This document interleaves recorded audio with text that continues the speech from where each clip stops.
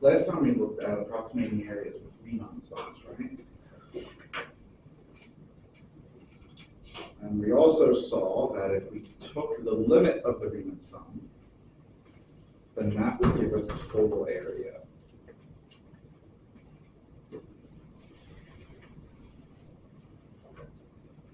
Well, just like we did with the derivative, right, where we did the limit of the difference quotient and said, oh, that's slope of the tangent line, and then we said, oh, well, that's just the derivative.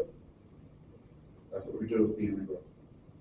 The integral is the area. So the integral is that limit. And to be more specific,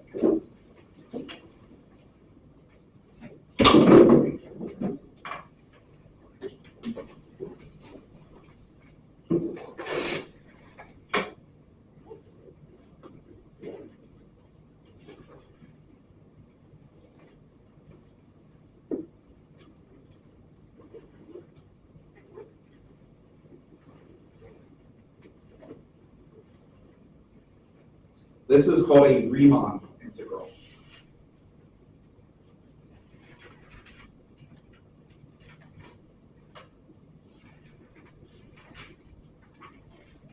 But it is the integral that we study in Calc 1. There is at least one other type of integral that I'm aware of.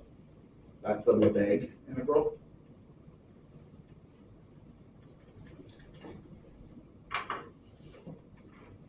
I studied that second year of grad school. Just to give you an idea of how much routine it is.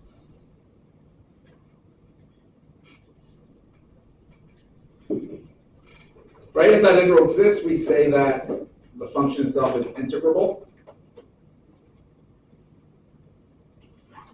Right, we're using integral notation. The A and the B are the limits of integration. Right, so you have your lower limit, upper limit.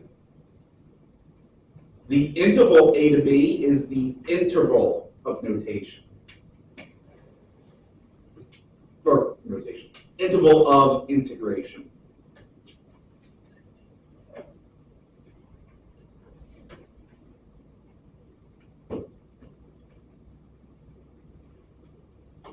F, the function, is your integrand. Obviously, dx is your differential, and it tells you what you're integrating with respect to.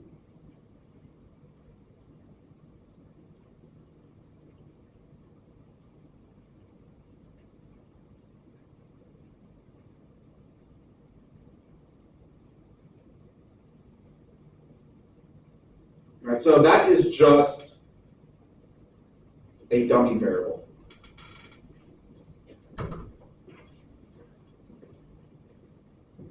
If a function, what's going on?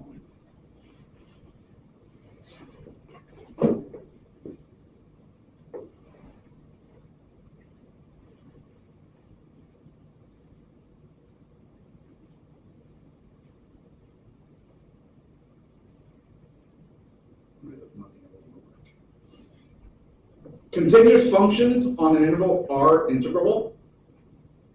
Right, so remember, differentiability implied continuity. Right, so if it was differentiable, then it was continuous at the point. Here, continuity over an interval implies integrability. So it's the opposite. The inverse may not be true. So not all continuous functions are integrable. Let me rephrase that. Not all continuous functions are Riemann integrable. Most of them will be Lebesgue integral.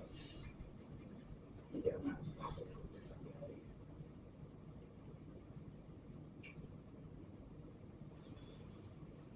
One of my favorite functions to look at that is not integrable is e to the negative x squared.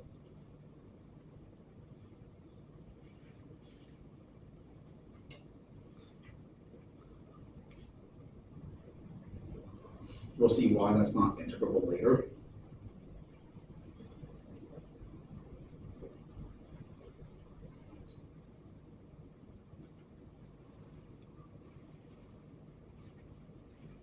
And keep in mind that discontinuous functions on an interval may still be integrable.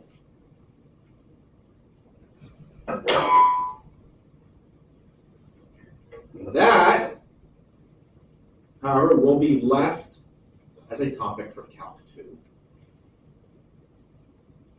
In Calc 1, we're only going to consider continuous functions over the interval.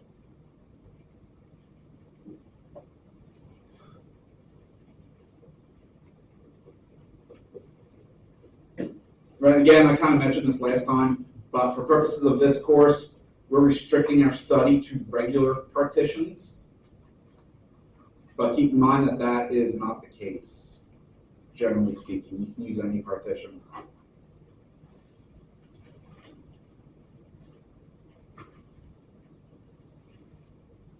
Right.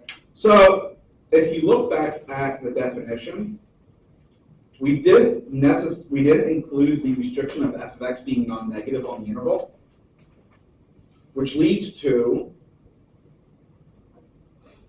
how do we interpret area in that case if f is non-negative? Because what we've been doing is area for a non-negative function between the curve and the x-axis. So what we do is we actually say that the integral is a signed area, specifically a net signed area between the curve and the x-axis. A positive integral means that your area is either totally above or there's more area above than below. A negative integral would mean, again, either below or there's more area below than above.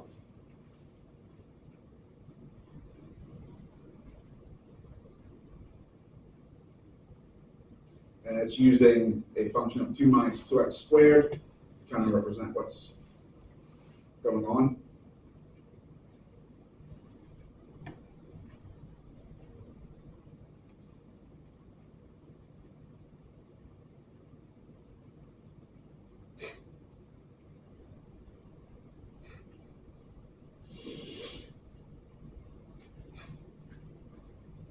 Right, so what you would do is you would do A1 minus A2, right? So when you're doing with Riemann sums, you want to break it up. You calculate the area above, area below, and subtract. But you always go from left to right. So your first area would be whatever the first region is from left to right. And this can obviously continue on for many areas you have, right, left to right. Total area is just the integral of the absolute value of the function. Why is that not on here?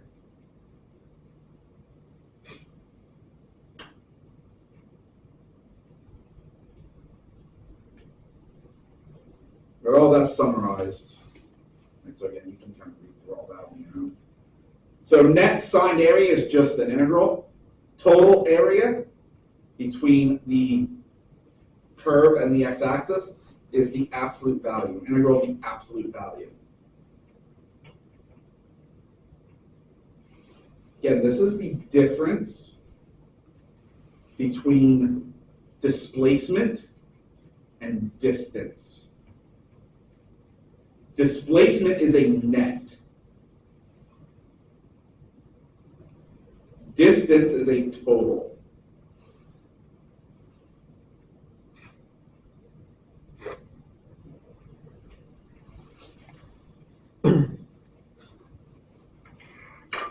You walk to a convenience store that is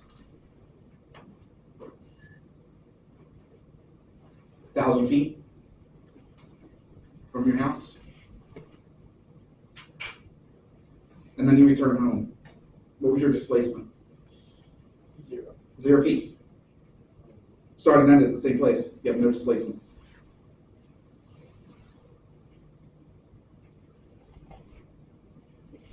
But what is the distance? That's 2,000 feet.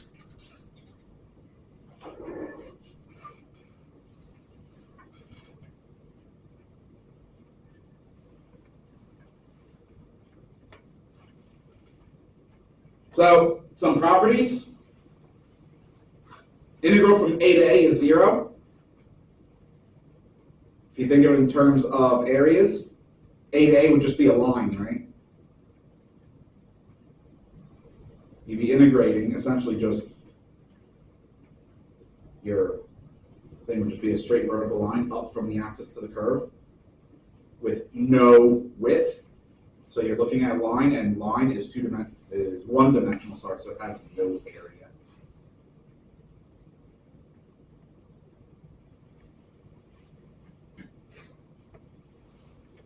I didn't even realize that was on there.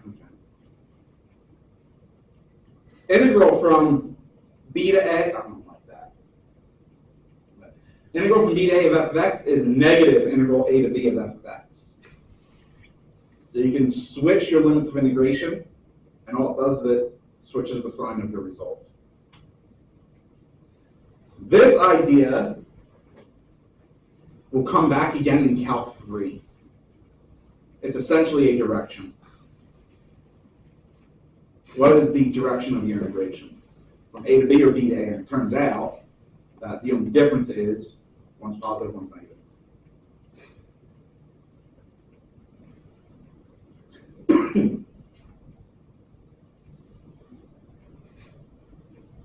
I'm pretty sure. If I go back, it is an interval, closed interval A to B, which obviously implies that A is less than B. But in terms of the actual limits of integration, there is no rule that says your lower limit has to be smaller than your upper limit. Again, this goes back to the idea of you have directions of integration. By the way, you have directions of differentiation as well. But that is all covered in Calc 3. Something to look forward to.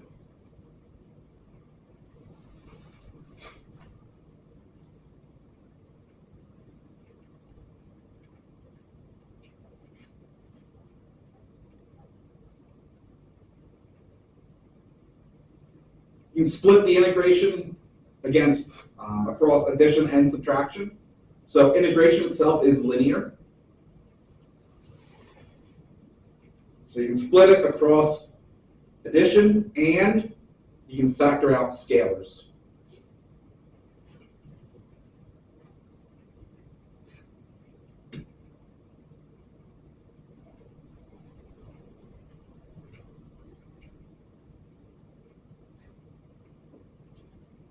Here's a useful one.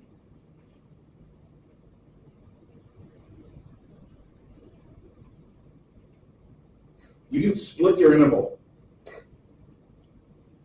So if C is some point in your interval A to B, you can split it at the point C, and then the total integral from A to B is just the integral A to C plus the integral C to B. Right? And again, if you think of it in terms of areas, that is essentially saying you're splitting the area at C. So you can say C is the halfway point, so you're splitting your region at the halfway point, and then the area is just the sum of the areas. But it doesn't matter where you split your area up, right? It's still going to be the sum of areas. That's what this is saying. This is used when you're doing total area. Right? 'Cause you have to split it up at, okay, which regions are positive, which regions are negative. This is also used if your function is piecewise.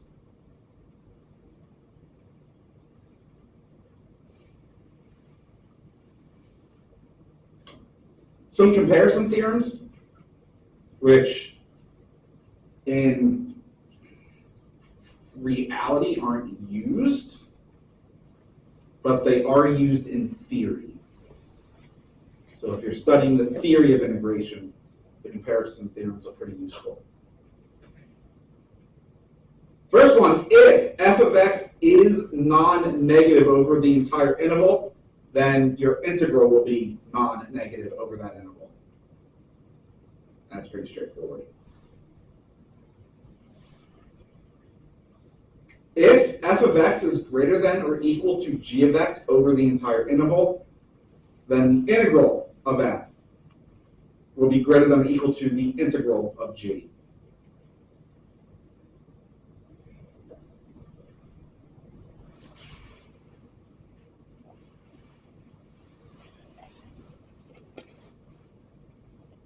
And then this one, and I don't know why they typeset it this way. This typesetting just looks really weird to me. I don't know why they just put that all in one frickin' line. You have little m and big M, which serves as bounds for your function f. So little m is a lower bound. Big M is an upper bound. Then little m times b minus a. So little m times the length of your interval is a lower bound for the integral. And again, this has to do with areas. Big M times the length is an upper bound for the integral. Right, so again, remember, area, generally speaking, is a width times a height. Well, the height is your function. The width is the length of the interval. Well, if little m is a lower bound for the height, then little m times the length would be a lower bound for the area, right? And the same argument is for the upper bounds.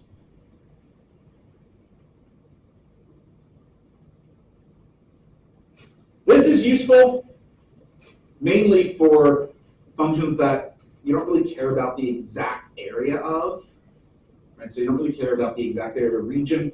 You're more interested in, okay, what interval is this region located in? Well, then you just find lower bound and upper bound for little f, or for f, and then you can find your bounds for the integral. So you can say, okay, it's going to be somewhere between here. Sometimes that's all you care about.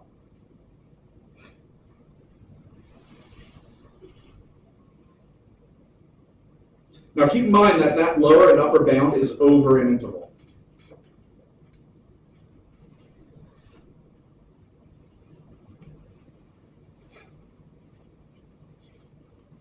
But also be careful. Right, so we're over a closed interval. As long as f is continuous, it's guaranteed to have a min and a max, right? That is the extreme value theorem.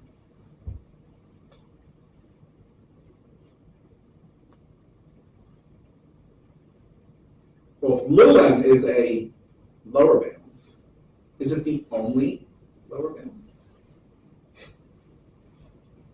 That's an infinite number of them, doesn't it? Any value less than m would also be a lower bound. So generally, to get the best view, what you want to do is you want to take little m to be the minimum of f and big M to be the maximum of f, if they exist. So for f being continuous, if they exist, that's what you would do. Otherwise, what you want to do is find the largest lower bound and the smallest upper bound. Like that would be if f is not continuous, so you're not guaranteed the min and max. They have names. That is for a more advanced study of calc. That's not even Calc 3, that's beyond. That's a junior level math topic.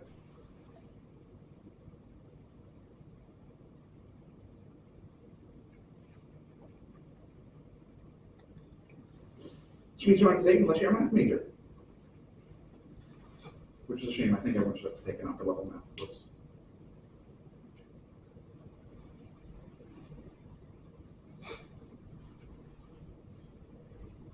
Use the definition to evaluate this integral. So remember, what's the definition? It's a limit definition.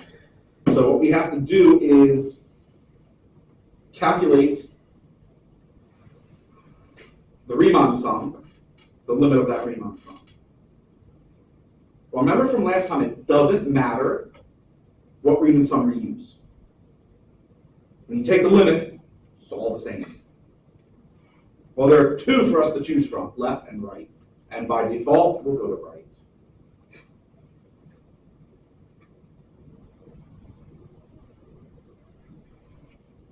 Well, recall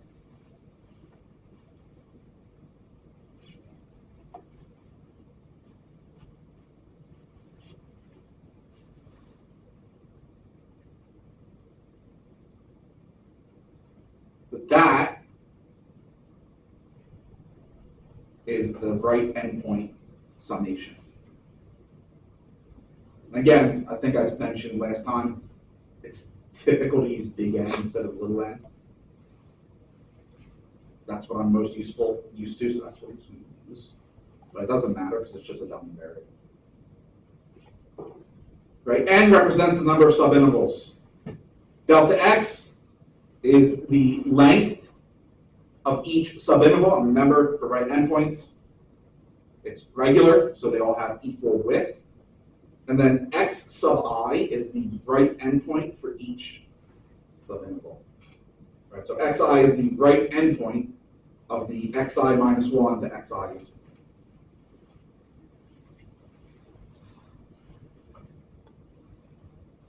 What's delta x for this?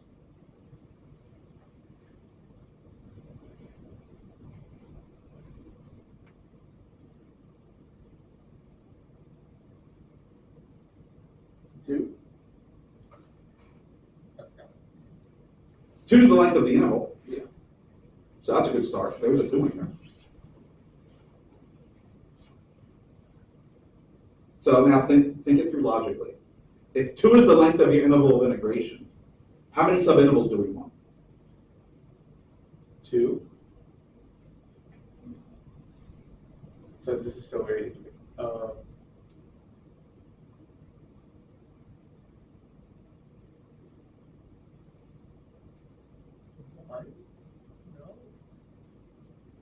Oh wait, it's 4. Shots in the dark.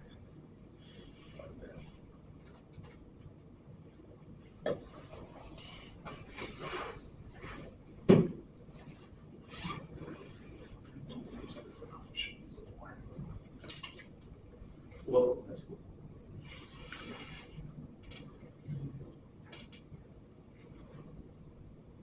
And 2 over n. 2 over n. We want n subintervals. If each subinterval has to be equal length, you just divide the total length by how many subintervals you want. 2 over n. I'm also going to write out a formula for xi. Do you remember what xi is?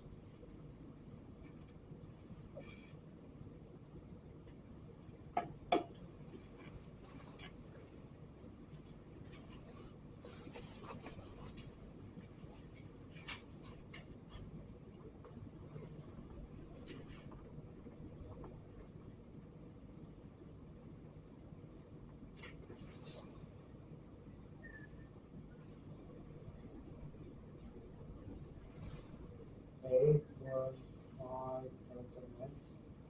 What's A for this problem?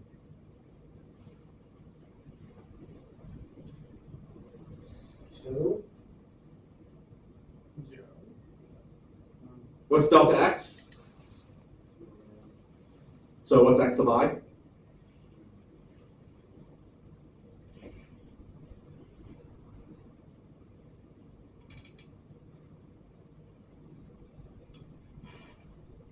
So this now equals 2 over n.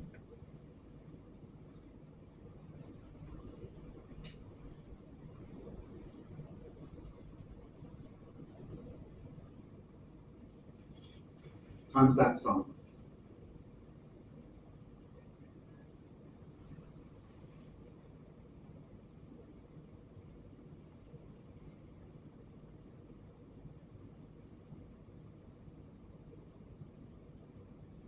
But f(x) was 3x plus 1, right?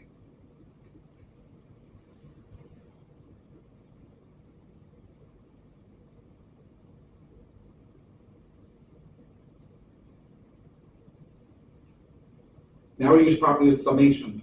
I'm going to do 2 and 1. Remember, we can split summations across addition and factor out constants. I'm going to do both of those at once. 3 times 2 over n is a constant, right?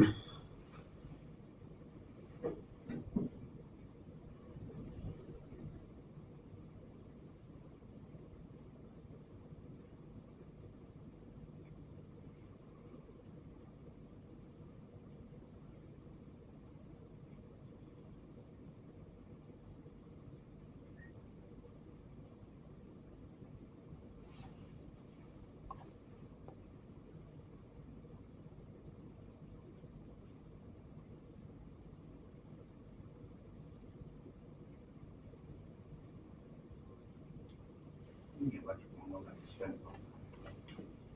Push on the extends. I need one that smacks them. What's that sound?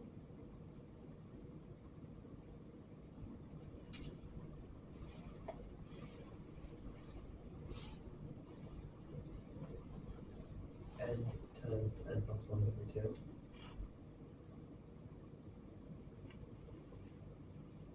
Remember, that's one of those special sums that was introduced. Told you to write them down because they're going to be important. Because you never know, you're probably going to get a question like this on a testing exam where I say use the limit definition to evaluate this integral. Maybe I'll throw in a cubic just for fun.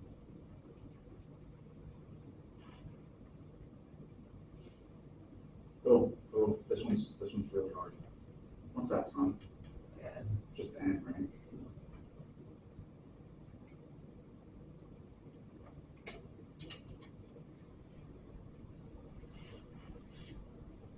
Now here's what we can do.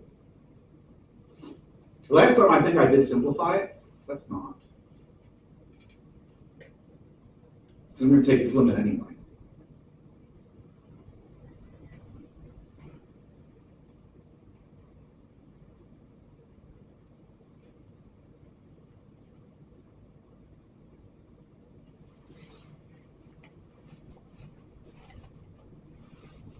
So tempting to simplify.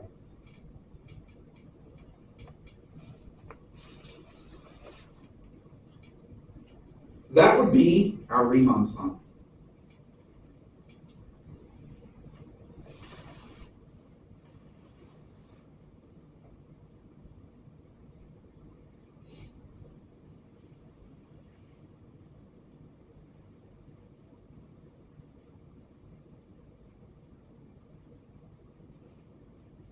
The integral is the limit of that Riemann sum as n goes to infinity.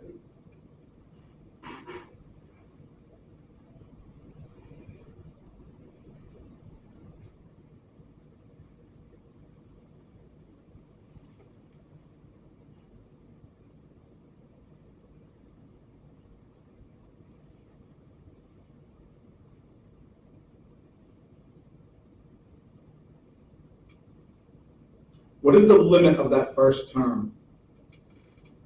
0. Oh no.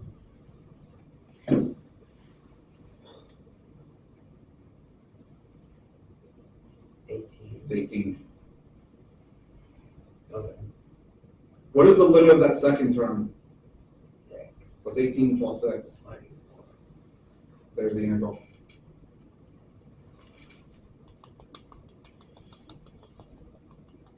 Which means that is net area, net signed area.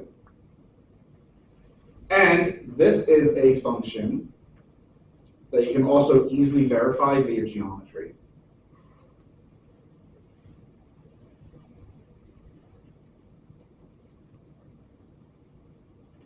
speaking of geometry,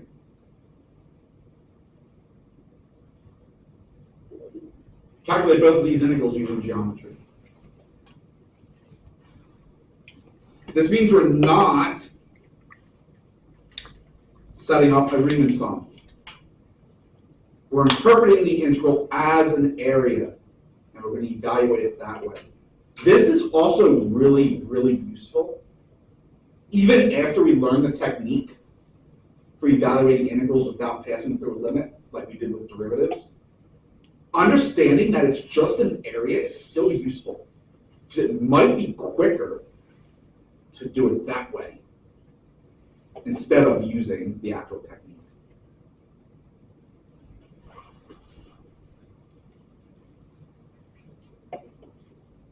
So for the first one,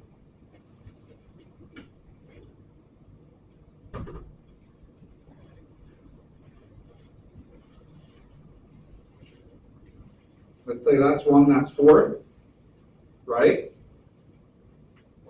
We'll say that's 5. Well, f of x equals 5. Isn't that just a horizontal line at 5? So it would be just that, right? But then over 1 to 4,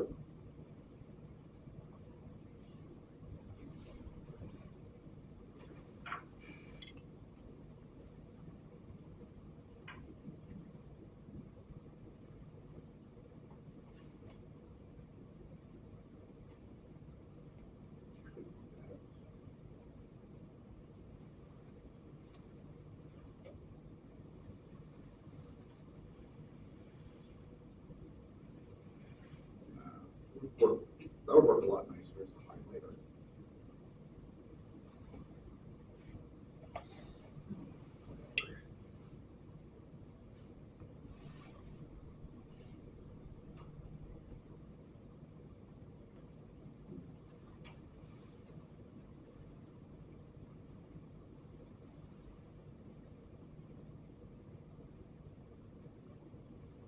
Okay, so that is the area that we're actually looking for, isn't it? That would be the integral.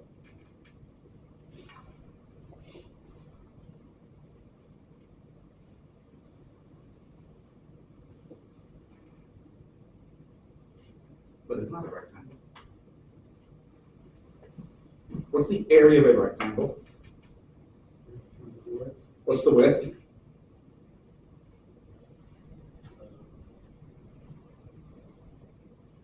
I really don't like that's taught length times width because it's not. It's width times height. 3. So width is 3. What's the height? 5. There's your integral.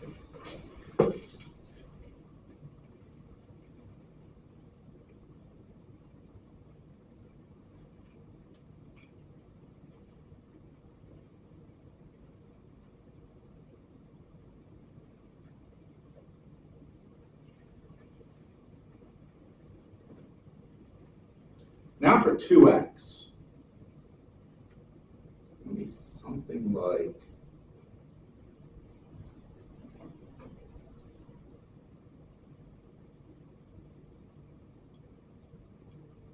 that maybe.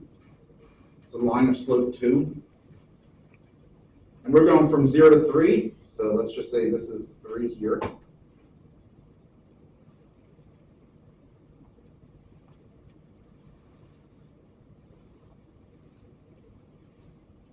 What would that height be?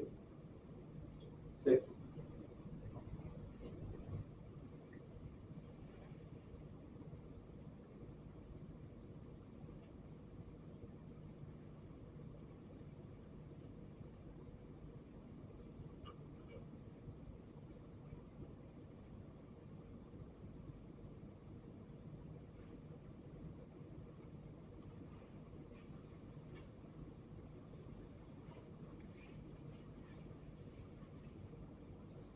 That area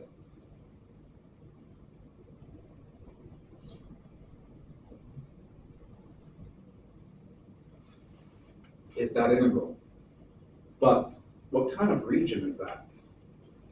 A right triangle.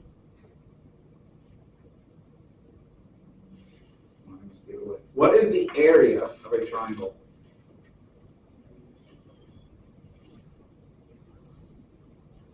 Base What's the base?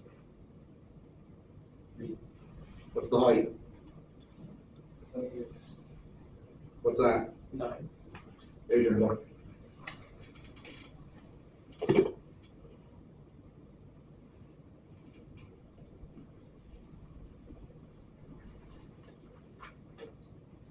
I'm disappointed they don't give me the one I really want. So, you know what, I'm gonna do it anyway.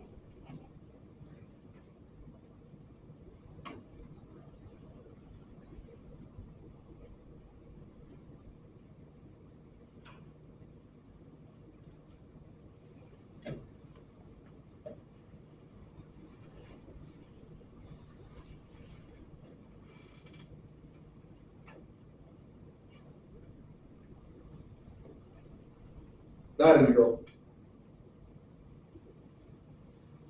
This is one of the ones where I was saying it might be easier to do geometry, even when you know the formulas.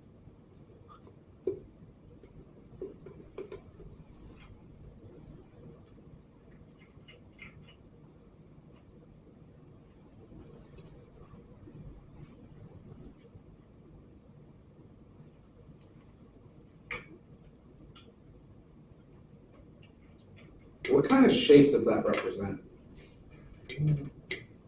What is it? Semicircle. What's the radius? 3. What's the center? Origin.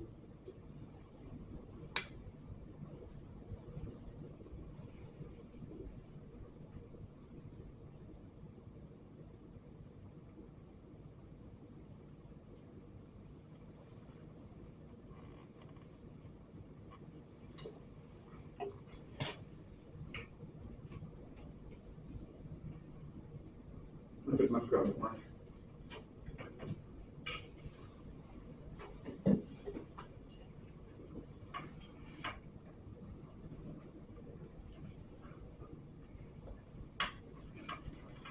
What's the area of a circle?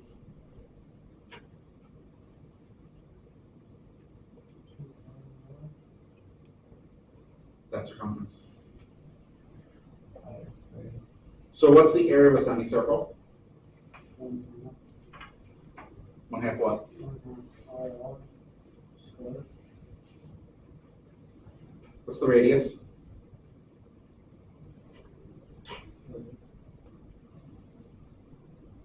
What was it? 3. What is that? Not pi over 2. Or, yeah. There's your integral.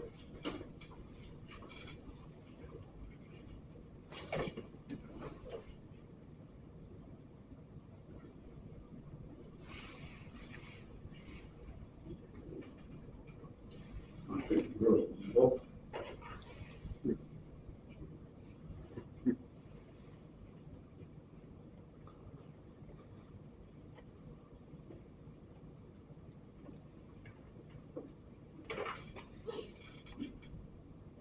-2.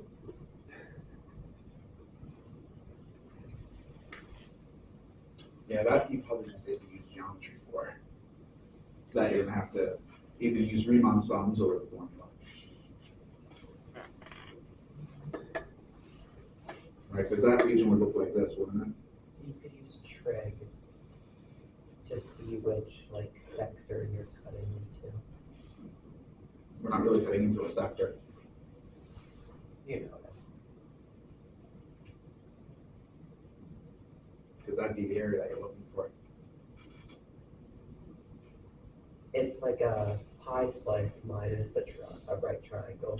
Well, 2 of them, right? Because it's minus these 2 over here. Yeah. And they're not really right triangles. No, it's a vertical line in the x-axis. So that is, One day I'll be understood. yeah, good luck. I don't think, that definitely cannot be done geometrically. But that is for another day. It's specifically that is a Calc 2 integral.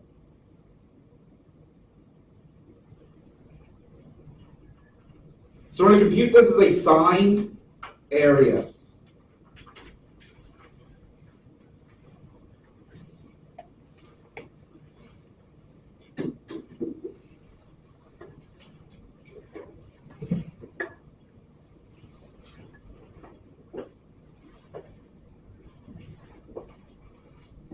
Well, x minus 2, line of slope 1, and y-intercept of negative 2, right?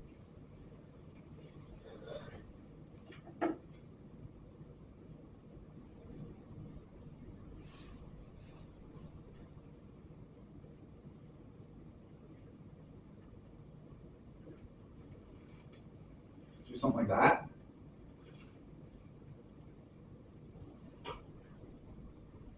That's clearly 0. What would this point have to be? 2. And we're going up to what, 4?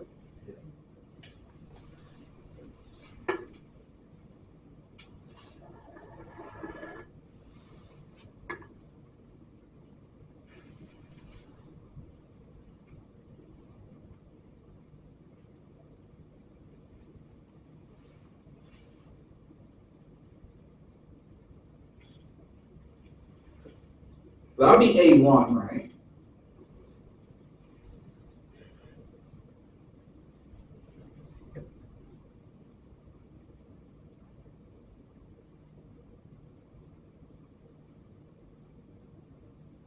That would be A2.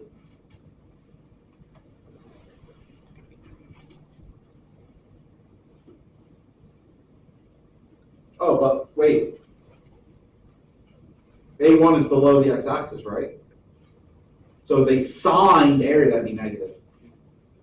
A2 is above.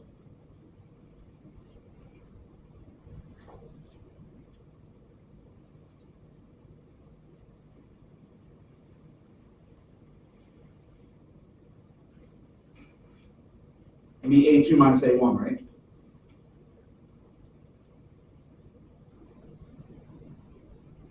Without doing any of the math. What does that equal? 0. Why? 2 minus 0. Well, at the same time, How do you know it's the same triangle? the 5s.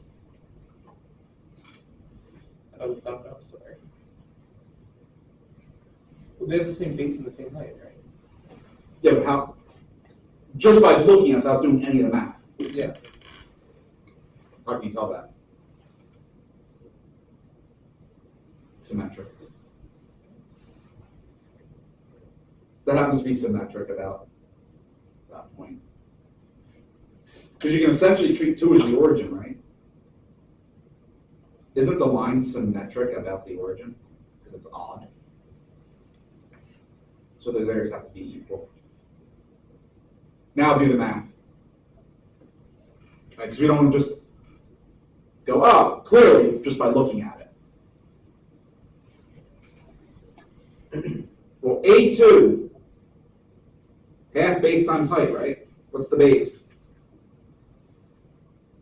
2. What's the height? 2. What's the base of A1? The same. 2. What's the height? 2.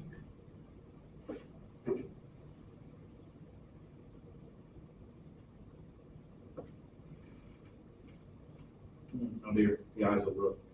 Math is a little lopsided. Oh, I know that, but that's okay.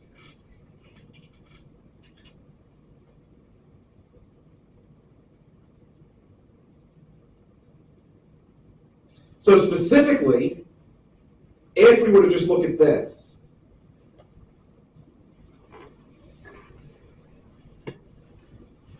what would that equal? 0.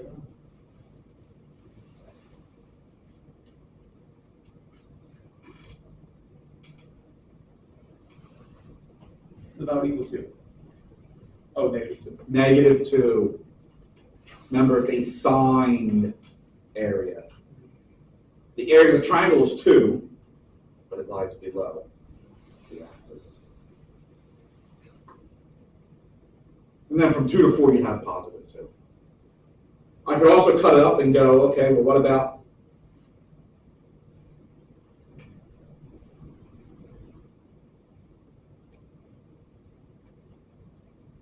0 to 3 instead? That would be -1, wouldn't it?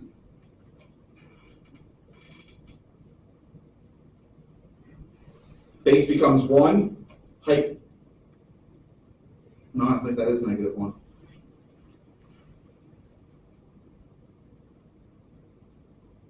Base of the triangle would be 1, right? And its height would also be 1. Half times 1 times 1 is a half. So it'd be -1.5. -3 halves.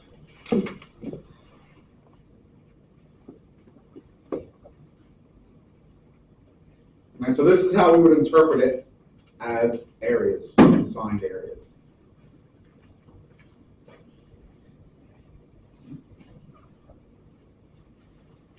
This makes sense. Easy, right? I wish integration was easy. We're going to find out next time that in general, integration is a lot harder than differentiation. It's probably something like 100 times harder. It's really difficult. So right now we're using properties of integration. They give us the integral 0 to 2 of f is 5. Integral from 2 to 5 of f is -3. First, they want us to compute the integral from 0 to 5. Well, using that one property, we can split 0 to 5 at 2, right?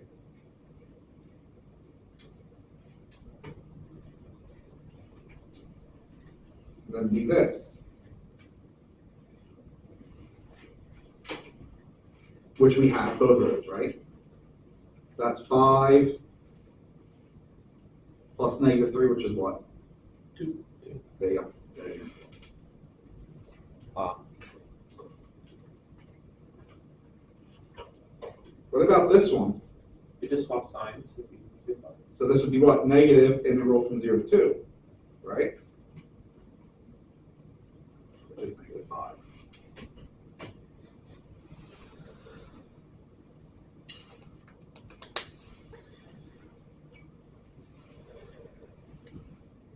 Then it was what?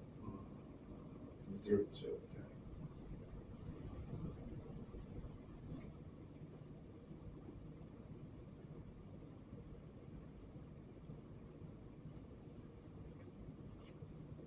You get out 4. I'm actually going to do it this way.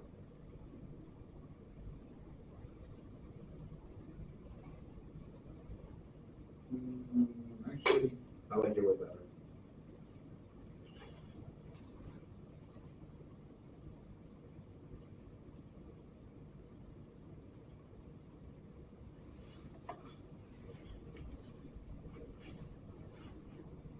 But then we can do this, right?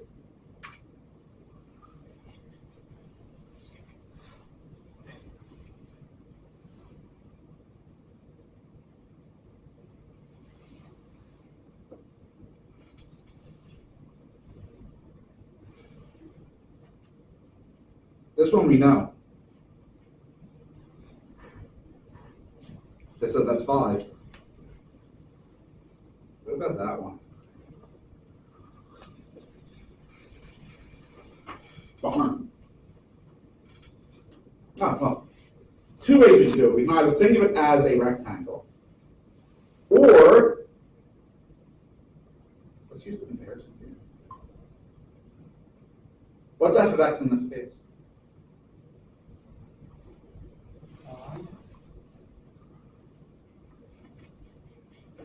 So what I'm going to do is I'm just going to do this. Get rid of that. I'll call this like a little side. So what is f of x for that integral? What's the integrand? 1. 1. What's a lower bound for 1?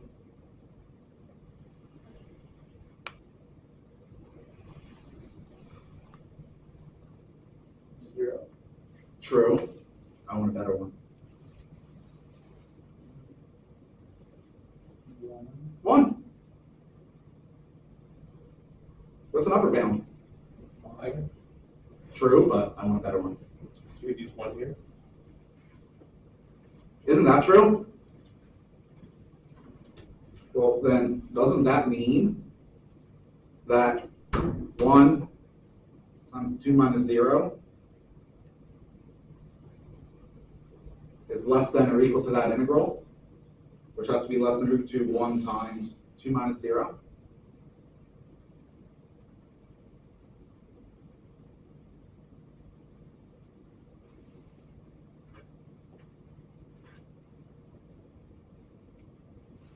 But there's only one way that's possible.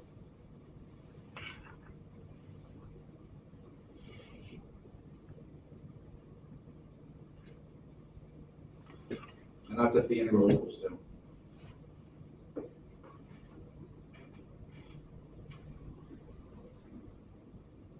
Right? The only number that is both less than and equal to and greater than and equal to 2 is 2. So there's the integral using comparison theorem. By the way, that only works for constants.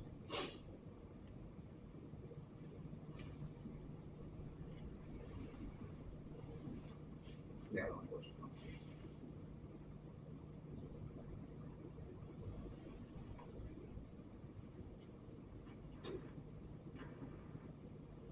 So now what we have is this.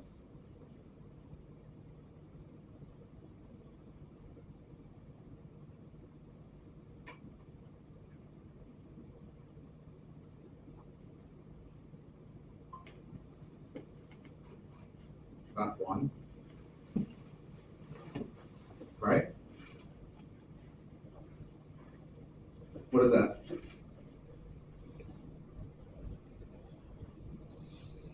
Oh. 12.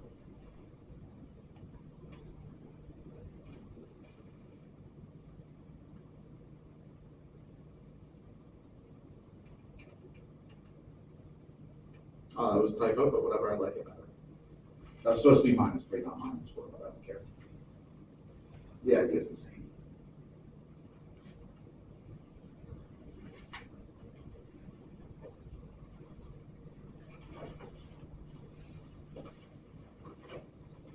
What are you looking at? X cubed plus 1, negative 2 to positive 2.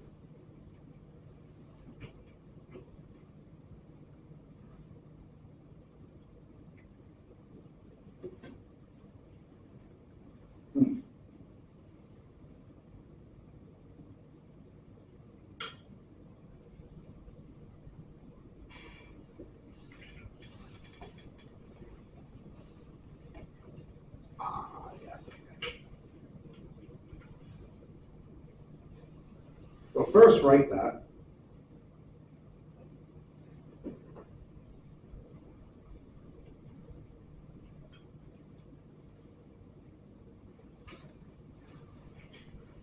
That. By the way, we kind of already saw how that's going to work out, right? That's just before.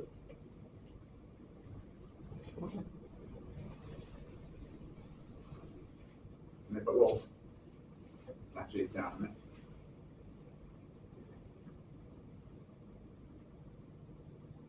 Let's start with x cubed.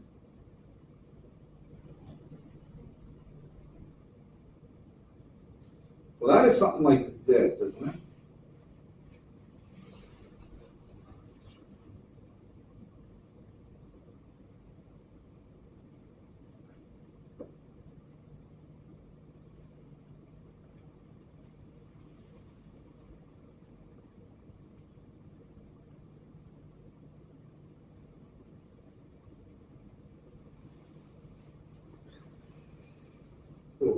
looks terrible.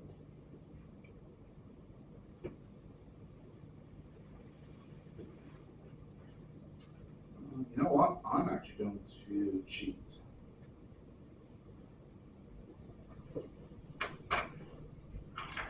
And by cheat, I mean work smart, not hard.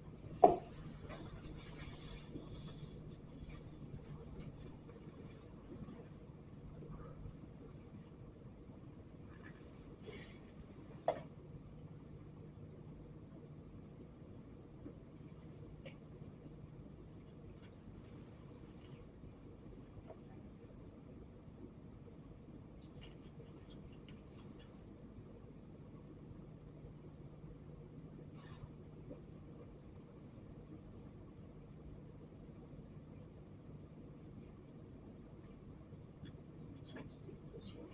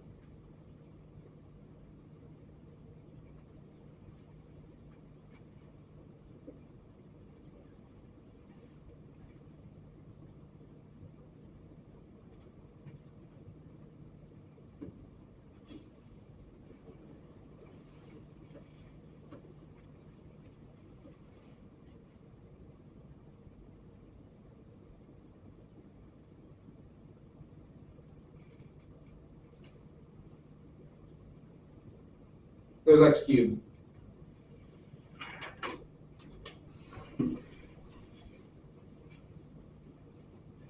Right, so -2.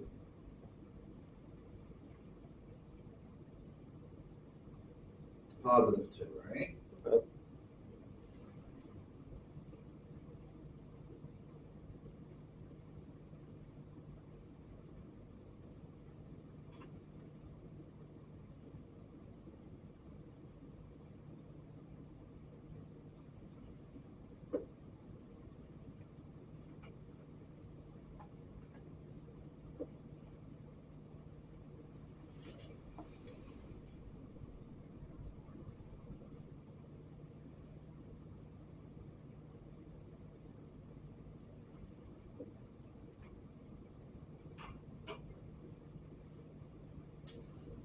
What do we know about those two areas?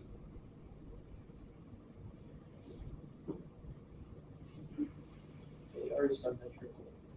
So what can you say about the areas? Busy. So what can we say?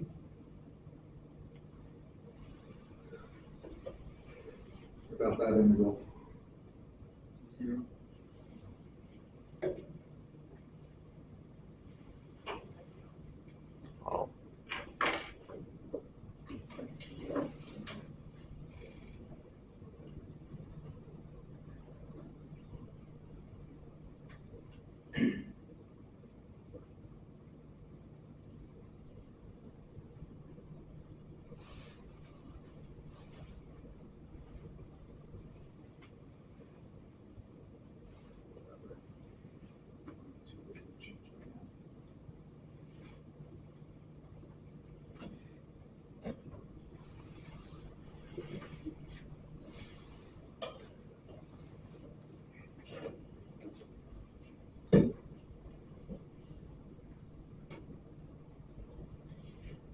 Goodbye, Mercer.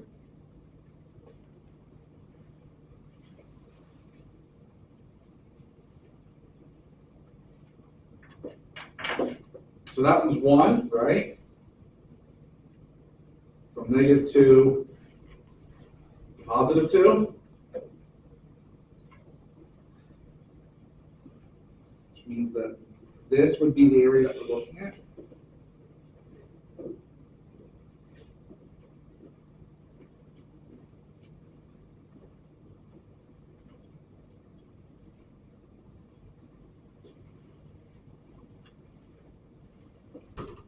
What's that area? 4.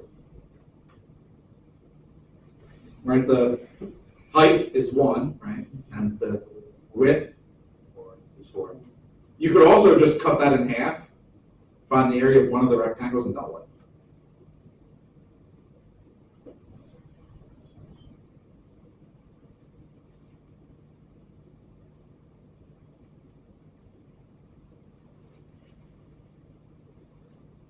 Which means that this integral is what?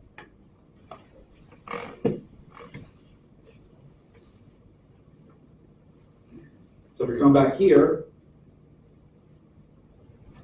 oops, we get just simply 4. Again, if you were actually using geometry, that area I don't think you can do. That doesn't have a geometric shape.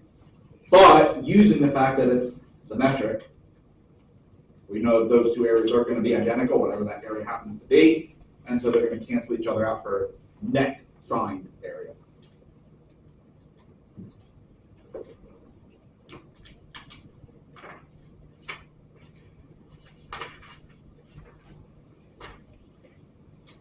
So, important takeaway.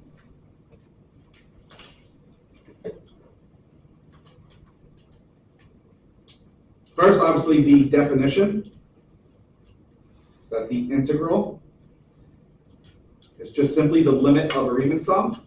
Oh, well, again, look at that. It's just another limit. So what did we do all semester? Limits. What do you think you're going to do all of next semester in Calc 2? Limits. Limits. Limits. And Calc 3? Limits. Yeah. Limits, but sadly, not the nice kind of limits like we're working with right now. It's multi-dimensional limits, but still just limits. So congratulations. You waste a year and a half of your life doing limits. Doing one bloody thing, just different applications of it. Oh, actually I lied. Because what do you think differential equations is? Yeah, it's solving differential equations, which involve derivatives, and derivatives are limits. So, congratulations. 2 years of your life wasted doing just a limit. Isn't that grand?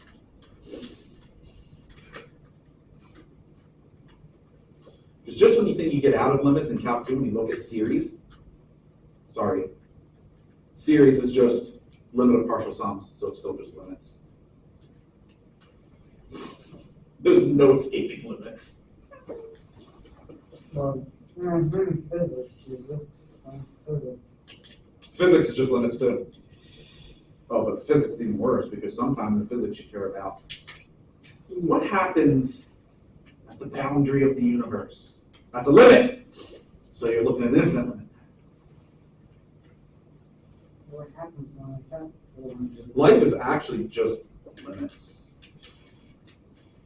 You want to look at the long-term behavior of a stock market, that's just limit. As time goes to infinity. Look at long-term value of anything or expected value of something, it's generally a limit. As t goes to infinity.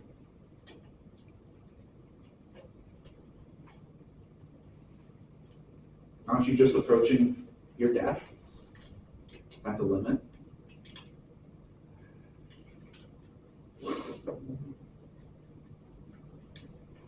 Because your consciousness never actually reaches death.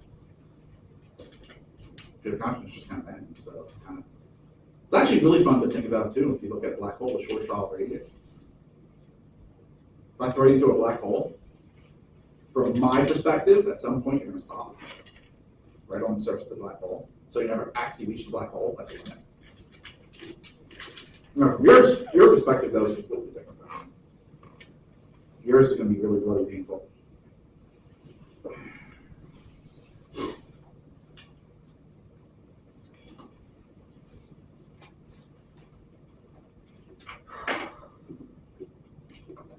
Oh, wrong sheet. So there is another announcement. Cardinal clauses next. What? What? 16 degree. We're having no classes next week. The college is only open on Monday next week.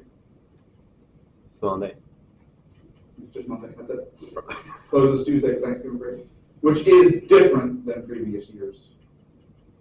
It used to be Tuesday followed the Thursday schedule and Wednesday followed the Friday schedule. So if you had a Thursday only class, you met Tuesday. You had a Friday class, you met Wednesday. This year they just decided to close Up to there. and not bother telling anyone that they changed their mind. So if you didn't look at the academic calendar, you had no idea. If I have the class Monday, do I still have to show up Monday? Yeah. Yeah. Monday the college is open. So Monday classes will still hold. Unless your instructor gets sick. Like I'm gonna do next Wednesday. I can already feel it, I'm gonna be sick next Wednesday. Surely. Because Rowan has Wednesday classes. Rowan doesn't close till Thursday. But I think I'm coming down with something. I'm gonna be sick on Wednesday. What are you gonna do?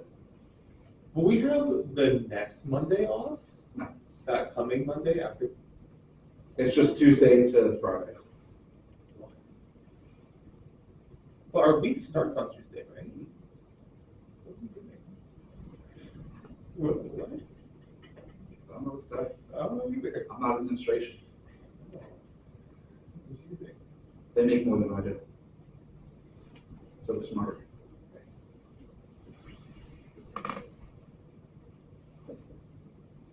But I also don't think our last day is on Monday. No, oh, Tuesday. What time? Well, I'm not fine, I'm talking about end of lecture. Uh, I don't think end of lecture is Monday.